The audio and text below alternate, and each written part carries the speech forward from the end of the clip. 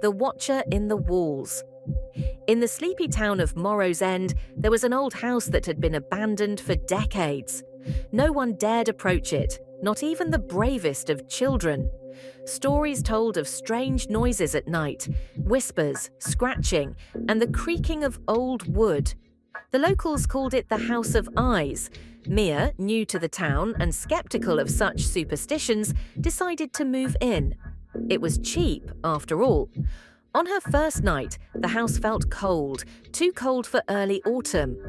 As she unpacked, she noticed something odd. On the wallpaper, hidden beneath layers of dust, were faint outlines. They looked like smudged drawings of eyes scattered across every wall. Brushing it off as her imagination, Mia settled in. But at night, the sounds began. Soft scratching from within the walls. Whispering, like someone was speaking from the other side. When she pressed her ear to the wall, all she could hear was the thumping of her own heartbeat. The next night, Mia heard the whispering again, but this time it was clear.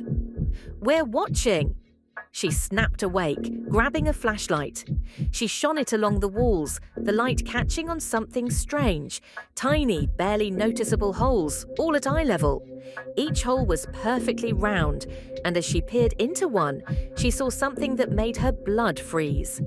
There was an eye staring back at her. Panicking, she backed away, only to feel a presence behind her. Turning slowly, she saw the walls move, almost like they were breathing. The wallpaper rippled as if something beneath it was alive, shifting. Suddenly, the whispers turned into a deafening chorus. "We see you! We see everything!"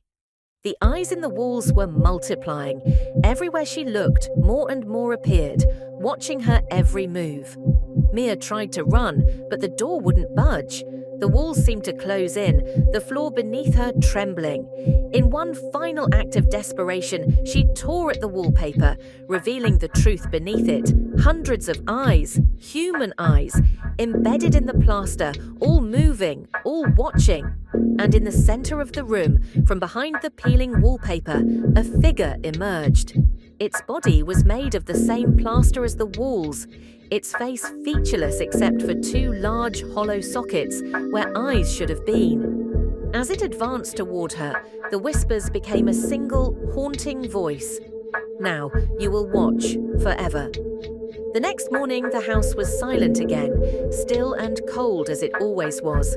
But if you looked closely, in the corner of the living room, you could see a new pair of eyes, Mia's, watching from the wall.